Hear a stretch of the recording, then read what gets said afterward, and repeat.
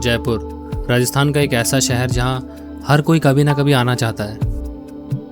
दिल्ली वालों के लिए तो ये सबसे आसान और सबसे पसंदीदा वीकेंड डेस्टिनेशंस में से एक है। यहाँ की गलियाँ, बाजार और ऐतिहासिक इमारतें हमेशा लोगों से भरी रहती है। शहर में रौनक बहुत है, लेकिन इसी रौनक के साथ एक भागदौड़ भी है। और शायद इसीलिए कुछ दिन यहाँ बिताने के बाद मेरा मन एक ऐसी जगह की तलाश में है जहाँ सिर्फ सुकून हो।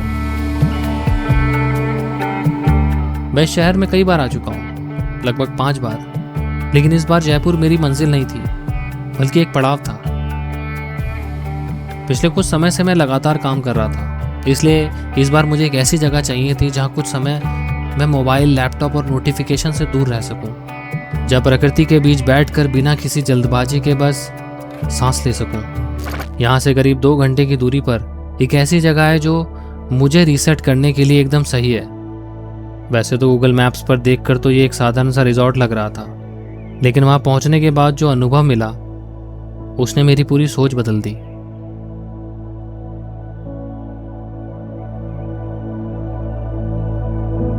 यह है चांसेन इको डेरा।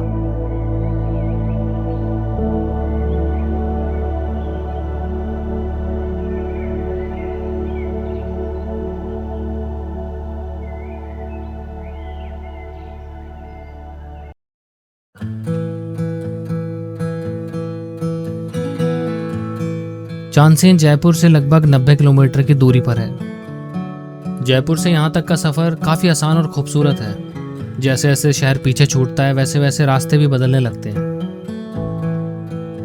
टोंक जिले का एक पुराना गांव। यहाँ पहुंचकर ऐसा लगता है जैसे ज़िंदगी आज भी अपनी पुरानी रफ्तार से चल रही हो।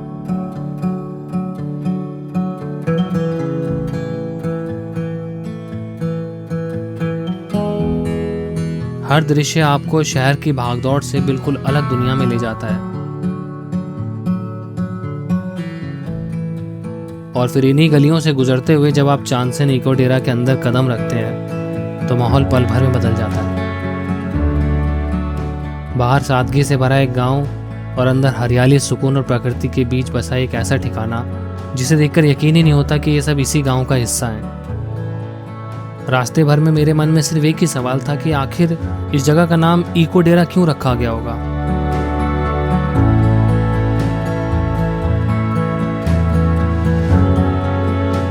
यहाँ ठहरने के लिए 2 तरह के कमरे हैं, डीलक्स और हेरिटेज। मेरा कमरा हेरिटेज रूम था। इसकी सबसे खास बात यह है कि इसे आधुनिक तरीके से नहीं बल्कि पारंपरिक शैली में बनाया गया है। दीवारों में सीमेंट की जगह चूने का इस्तेमाल किया गया है। पुराने जमाने के स्विच, सॉकेट और रंग बिरंगे कांच की खिड़कियां कमरे को एक खूबसूरत एहसास देती हैं। थोड़ी देर आराम करने के बाद अब बारी थी इस जगह को करीब से महसूस करने की।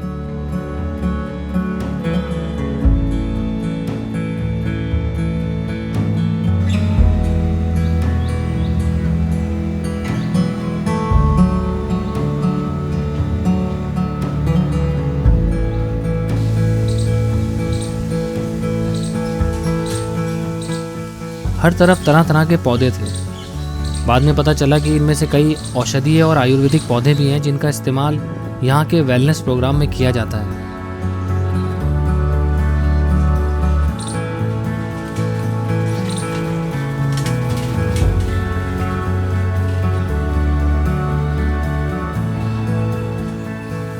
थोड़ा आगे बढ़ा तो एक डेयरी दिखाई दी। एक तरफ गायों की देखभाल हो रही थी और दूसरी तरफ ताज़ा दूध निकाला जा रहा था। पूरा माहौल इतना प्राकृतिक था कि शहर की जिंदगी कहीं पीछे छूट चुकी थी।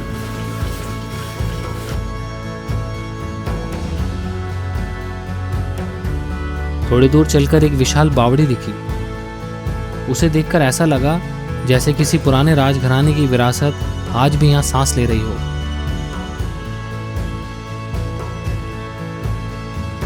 अब तक मैं इस जगह को सिर्फ देख रहा था, लेकिन समझ नहीं पा रहा था। इंटरनेट पर भी इसके बारे में ज़्यादा जानकारी नहीं मिली। इसी बीच मेरी मुलाकात यहाँ के संस्थापक हेमंत सर से हुई और यहीं से इस जगह की असली कहानी शुरू हुई। मैं हेमंत सिंह हापावत एक सेवानिवृत्त वन अधिकारी हूँ। इसी क्षेत्र में राजस्थान में अलग अलग जगहों पे राजस्थान के प्रोटेक्टेड एरियाज़ में मेरी बहुत टाइम तक पोस्टिंग्स रही हैं। और मेरी पोस्टिंग के दौरान जो मेरे को लगा काम सबसे ज़्यादा राजस्थान के लिए ज़रूरी है वो है सॉइल एंड वाटर कंजर्वेशन। वो मेरा इंटरेस्ट और फोकस रहा हमेशा मेरी नौकरी के दौरान। मैंने ये काम बहुत ज़्यादा किए थे। फिर एक दिमाग में आया कि जब मेरा रिटायरमेंट हो रहा है तो क्यों नहीं एक ऐसी फैसिलिटी तैयार की जाए, एक ऐसा एग्जाम्पलरी प्लेस तैयार की जाए जिसको लोग आएँ, देखें और बताएं कि हाँ हमारे यहाँ पे ये कमी है, हम ये कर सकते हैं, हम ये कर सकते हैं। उसके लिए इस जगह को हमने चुना। जब हम यहाँ पे करीब 25 साल पहले जब आए थे, 25 से 30 साल पहले, उस वक्त यहाँ पर बड़े बड़े ड्यून्स थे, पानी था ही नहीं और बहुत सारी एडवर्सरीज़ थी। मेरे को गांव वालों ने जितना डिस्करेज करना था किया कि आप इस जगह पे ना रहें, ये जगह आपके लायक नहीं है, आप रोड पे कहीं मेन रोड पे, हम पहले वहीं थे, वहीं पे रहें। मैंने कहा नहीं, मेरे को ऐसी जगह चाहिए जो चैलेंजेस हों और जिनको आप लोग समझ सको कि इन चैलेंजेस को कैसे ओवरकम कर सकते हैं।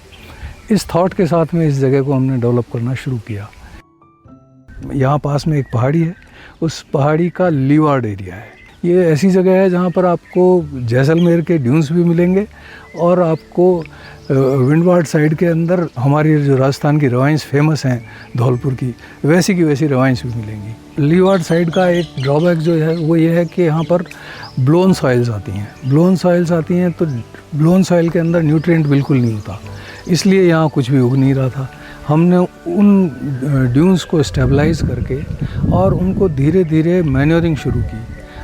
पीट मैन्योरिंग भी की, काउडंग मैन्योरिंग भी की, हमारी अपनी डेयरी, कुछ इसके अंदर हमने काली मिट्टी वगैरह मिलाई। उसके बाद में धीरे धीरे इसमें जर्मिनेशन अच्छा होने लगा, प्रोडक्शन अच्छा होने लगा। आज हम इस स्थिति में हैं कि हम यहाँ पर ब्लैक व्हीट, हम यहाँ पर जौ, हर्बल्स के अंदर बात करें तो ashwagandha, lemon grass, blue corn, सतावर, मिल्क फिशल, ये सब चीज़ें हम यहाँ पैदा कर पा रहे हैं और लोगों को बता भी रहे हैं। ये हमारा न्यूक्लियस एरिया है, यहाँ से नर्सरी है एक तरह से, जहाँ से हम सारा प्लांट प्रोपगेशन करते हैं मेडिसिनल हर्ब्स का। ये निर्गुंडी है जो कि जोड़ों के दर्द, वज़न कम करने के लिए वंडर ड्रग है। यहाँ पर हड़जोड़ है, हड़जोड़ काम आती है आयुर्वेद के अंदर हड्डियों को जोड़ने में। ये अपराजिता है, अपराजिता के फूल मेडिसिनल के साथ साथ इनकी एक बहुत अच्छी चाय भी बनती है जो कि स्वादिष्ट होती है। ये जमाल गोटा है। आयुर्वेद के अंदर रोगों का स्रोत जो है पेट को माना गया है और पेट को सबसे पहले साफ़ किया जाता है। किसी भी चिकित्सा को चालू करने से पहले जमाल गोटा दिया जाता है ताकि पेट सारा साफ़ हो सके। इसी तरह से ये भूमि आंवला है, आंवले की तरह ही इसके फ्रूट लगता है। ये मेडिसिनल हर्ब है। अश्वगंधा है, अश्वगंधा के बारे में कुछ बताने की ज़रूरत नहीं है, सभी जानते हैं इसको। वज्रदंती दांतों के रोग और दांतों की सफाई के लिए बहुत अच्छी आयुर्वेदिक जड़ी है। ये राजस्थान का प्रसिद्ध गीत चिरमी की बेल है। चिरमी की बेलें पहले पुराने ज़माने में इसको सोना तोलने के अंदर इसका फ्रूट काम में आता था। रीज़न बीइंग कि इसके सीड में वेट वेरिएशन बिल्कुल नहीं होता है। तोड़ा मासा जो बनते थे वो चिरमी के बनते थे, लेकिन इसका जो मेडिसिनल यूज़ है वो है कि ये चर्म रोगों में काम आती है और ये बहुत अच्छा माउथ फ्रेशनर भी है। आपको खिलाता हूँ मैं, आप खा करके देखिए। चिरमी यहाँ पर नेचुरली बहुत जंगल की तरह से ग्रो कर रही है। ये सीता अशोक है। लंका में सीता जी जिस पेड़ के नीचे बैठी थी वाटिका में, ये असली अशोक ये है। ये वो सीता अशोक के नाम से वैरायटी है। ये मूंजा है, कैसेग्रम मूंजा, और ये है कांस, जिसका रामायण में उल्लेख है ना कि राम जब सरयू नदी के अंदर से निकल रहे थे तो कांस पका हुआ था, जैसे कोई कांस बूढ़ा हो गया हो। सफ़ेद रंग के फ्लावर आते हैं इसमें जो कि अब आएंगे। धीरे धीरे हेमंत सर मुझे इस जगह की दुनिया से परिचित कराने लगे।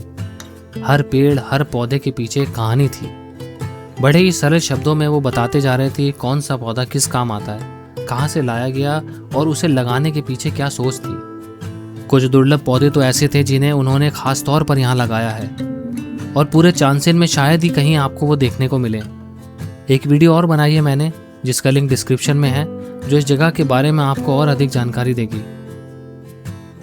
करीब 2 घंटे उनके साथ इस हरियाली के बीच घूमने के बाद मुझे एहसास हुआ कि इको डेरा सिर्फ एक रिजॉर्ट नहीं है, ये एक सोच है, एक विजन है। ये जगह उन लोगों के लिए नहीं है जो सिर्फ वीकेंड पर शोर शराबा करने आते हैं। ये उन लोगों के लिए है जो कुछ समय के लिए प्रकृति के बीच रुकना चाहते हैं, खुद को धीमा करना चाहते हैं और शहर की भागदौड़ से सचमुच एक ब्रेक लेना चाहते हैं। और हेमंत सर को देखकर एक बात मैंने महसूस की। मैंने आज तक बहुत से होटल और रिजॉर्ट देखे हैं, लेकिन प्रकृति के प्रति इनका अपनापन और समर्पण किसी एक इंसान में शायद पहली बार देखा। इस पूरी यात्रा में 2 चीज़ों ने मुझे बहुत प्रभावित किया। पहला, हेमंत सर ने मुझे कभी एक गेस्ट या कंटेंट क्रिएटर की तरह महसूस नहीं होने दिया। उन्होंने मुझे अपने परिवार के सदस्य की तरह अपनाया। इको डेरा ही नहीं, पूरे चांदसेन की खूबसूरती दिखाने में उन्होंने कोई कमी नहीं छोड़ी।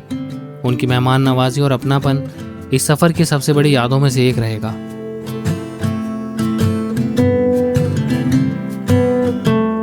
और दूसरी चीज़ वो मैं अभी आपको दिखाता हूँ।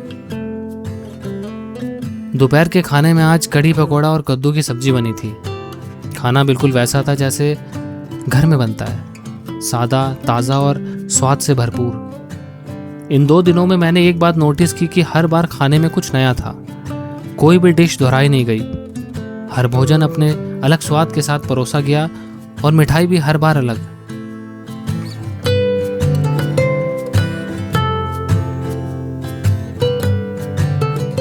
अब बारी थी उस अनुभव की जिसने इस पूरी यात्रा को मेरे लिए और भी यादगार बना दिया। यहाँ से शुरू होता है इको डेरा का वेलनेस एक्सपीरियंस। पहली नज़र में मुझे लगा कि शायद ये किसी आम स्पा जैसा होगा, लेकिन कुछ ही मिनटों में मेरी ये सोच बदल गई। यहाँ के आयुर्वेदिक मसाज शहरों में मिलने वाले स्पा से बिल्कुल अलग हैं। मसाज के लिए इस्तेमाल किए जाने वाले तेल में कई तरह की जड़ी बूटियों का मिश्रण था और मसाज की पूरी तकनीक भी पारंपरिक आयुर्वेद पर आधारित थी।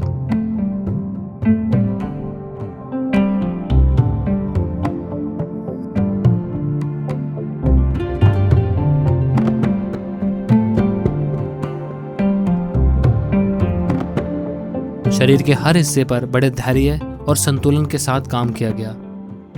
लगभग 1 घंटे चली इस मसाज के बाद शरीर की सारी थकान जैसे धीरे धीरे उतरने लगी।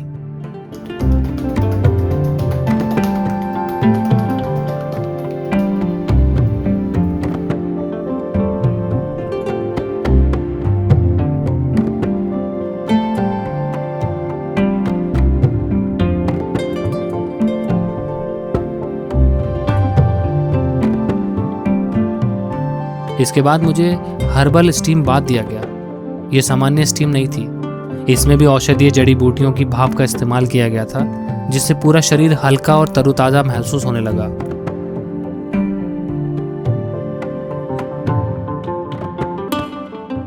और आखिर में बारी थी शिरोधारा थेरेपी की। मैं पहली बार इसे अनुभव कर रहा था। एक विशेष पात्र से लगभग हल्की धार के रूप में औषधीय तेल माथे के बीचों बीच डाला जाता है।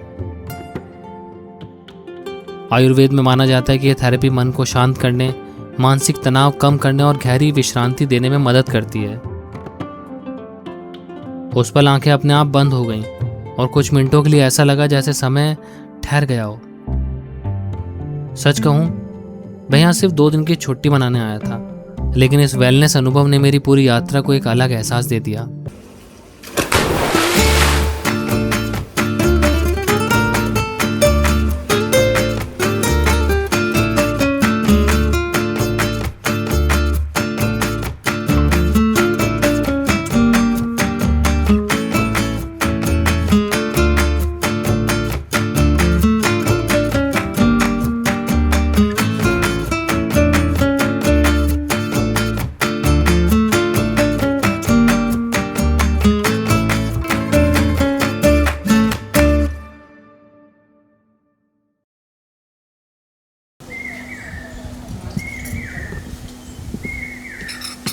क्यों पीनी है चाय? उस चाय से इस चाय में इसमें फ़र्क क्या है? हाँ, मतलब हिबिस्कस इटसेल्फ, जो ये है गुड़हल का फूल, ये मेडिसिनल हर्ब है। इसके अंदर जो चीज़ें हैं वो लंग्स को, दिमाग को और कंटिन्यूस अगर इसका सेवन होगा तो ये आपको फ़ायदे देगी। मेडिसिनल हर्ब है, हिबिस्कस टी है, देखने में अच्छी लग रही है, इसमें कुछ भी टॉक्सिक नहीं है। वो तो जिस हिसाब से बनाया तो वो कुछ भी टॉक्सिक नहीं है। और ये जो कुछ बनाया जाता है वो सामने बनाया जाता है। हमारा ऑर्गेनिक हिबिस्कस है, वो ला करके आपके ही सामने इसमें डालते हैं और आपके ही सामने इसमें कलर आएंगे, आपके सामने इंग्रेडिएंट है। वो सब अभी सामने इसमें है। कुछ भी ऐसा नहीं है जिसको हम ये कहें कि ये हेल्दी नहीं है, ये पूरा हेल्दी टी है। मैं तो फर्स्ट टाइम पी रहा हूँ सर। हनी जो इसमें डालते हैं, लेमन का टेस्ट ज़्यादा रहा है। हाँ, आपने हनी लिया इसमें? ये हनी भी हमारे यहाँ का है, बताया भैया ने। हाँ, तो हम सब कुछ ऑर्गेनिक है, हमारा हनी भी ऑर्गेनिक है। बहुत बढ़िया, बहुत डिफरेंट टेस्ट है इसका। मतलब मैं फर्स्ट टाइम पी रहा हूँ तो मैंने कहा एक बार इस एक्सपीरियंस को कैप्चर करा जाए। थोड़ी ठंडी हो गई ना, डिफरेंट एक्सपीरियंस है, इसलिए आपके लिए हमने इसको तैयार किया। जब गेस्ट अप्रिशिएट कर रहा हो, ऐसी चीज़ों को करता हो, तो हम ऐसी चीज़ तैयार करते हैं। जब गेस्ट अप्रिशिएट ना करने लायक लगे, हाँ, तो हम फिर ये नहीं देते। इतना एफर्ट नहीं करने। हमारे पास में हिबिस्कस का गार्डन है पूरा।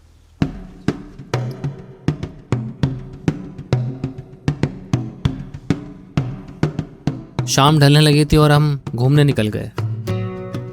रास्ते भर गांव अपनी असल पहचान के साथ हमारे सामने था। कहीं कच्चे पक्के मकान, कहीं सड़क किनारे आराम करते जानवर, चौपाल पर बैठे लोग अपनी बातों में खोए हुए, और गलियों में बेफिक्र होकर क्रिकेट खेलते बच्चे। ये देखकर एहसास हुआ कि यहाँ जिंदगी आज भी घड़ियों की सुइयों से नहीं बल्कि अपने ही सुकून भरे अंदाज से चलती है।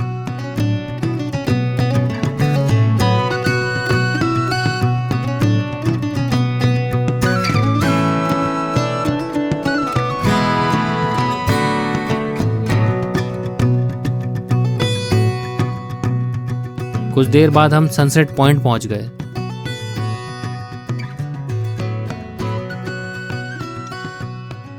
आज बादलों ने सूरज को अपने पीछे छिपा लिया था, इसलिए डूबते सूरज का नज़ारा तो नहीं मिल पाया, लेकिन ऊपर से दिखता चांदसेन अपने आप में किसी खूबसूरत तस्वीर से कम नहीं था। चारों तरफ फैली हरियाली, खुला आसमान और चेहरे से टकराती ठंडी हवा।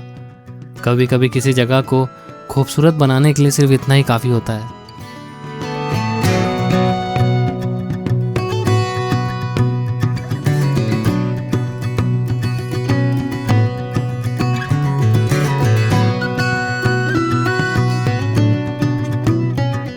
वापसी में हेमंत सर मुझे एक अलग रास्ते से घाटी गांव की ओर ले गए।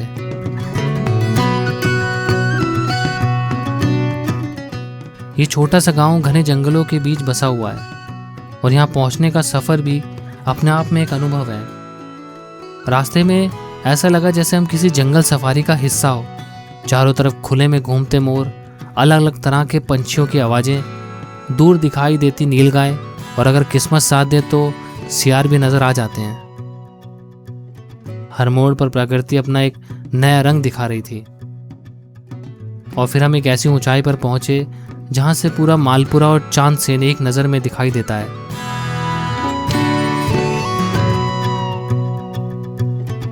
दूर तक फैले खेत, हरियाली, छोटी छोटी जलधाराएं और खुला आसमान।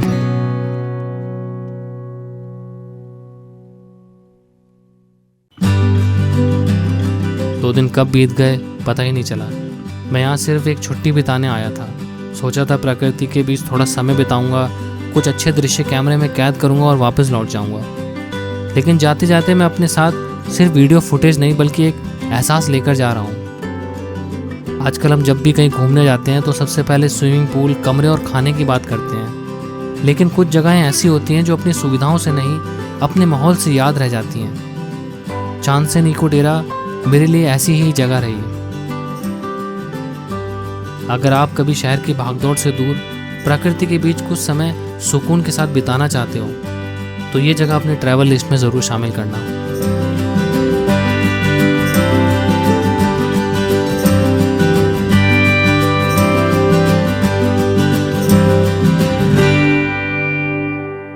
मिलते हैं अगले सफ़र पे।